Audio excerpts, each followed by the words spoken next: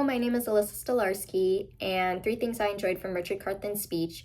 First off, I really enjoyed that he was a student athlete, talking about student athletes and giving advice for them, because I feel like it builds trust and confidence with his target audience, as he can relate to every experience they're going through because he's been on this journey himself. One of my personal goals includes establishing myself in a credible hospital. I recently just graduated with my associate's degree in nursing, and I want to be an advocate for those who have chronic illness because I have chronic illness myself. I have Hashimoto's thyroiditis, I have epilepsy, I have a migraine disorder. The list goes on and on. And I want my patients to feel like they're able to talk to me because I know what it's like to have myself describe all of these symptoms and feel like none of my physicians are listening, or I need to go to other people to continue to get help and figure out what's going on with me to just manage my conditions. Another thing I liked was his daily checklist. Ever since COVID, I feel like my procrastination has increased and my attention span has decreased. A checklist helps me visibly see something in bold caps, and it feels so much more rewarding and to take the pressure off when I'm just able to tap it on my phone, because I used to try writing it down. I would have it typed up elsewhere and I just never looked at it. But having my phone, I'm always on my phone. So if I look at my checklist, see that something's due, then I make sure to get it done on time instead of being stuck in this continuous cycle that I can get something done before the deadline but not have enough time to then relax and feeling all stressed and worked up. Another thing I liked was the power of his word.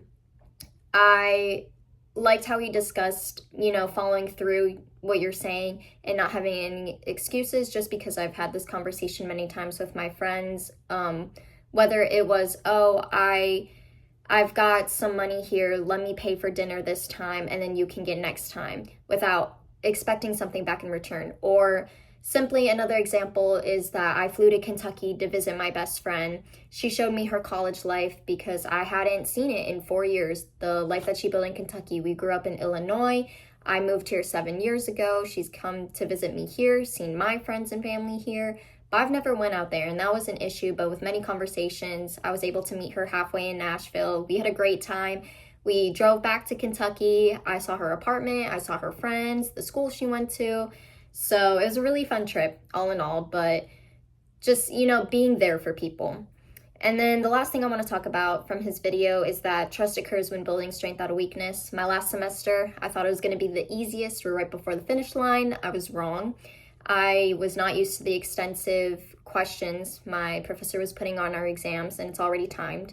I was beginning to get very stressed out. I had to go to tutoring. I was failing my exams, and the semester went by. My last exam I passed. I was crying with tears because I had no one to thank but her. She might have pushed my limits and my boundaries, but she made me stronger because of it. And I feel like I'm better and more efficient with my time management as well when it comes to exams for her. So I'm very grateful for her. Now, with speech intros, I learned that establishing credibility throughout the speech is okay, not just playing everything in the intro. I'm used to over-talking and oversharing a lot, so this is something I've been trying to condense, as well as reminding the audience the purpose of the speech, because you don't want to assume that while they're following along, they still might forget what they're listening to and why they're there. So it's just a good thing to remind them. And like I said earlier, I touched a little bit on my personal goals. I also just want to stay in school. I'm trying to finish my prerequisites for my BSN and just continue my education. So thank you.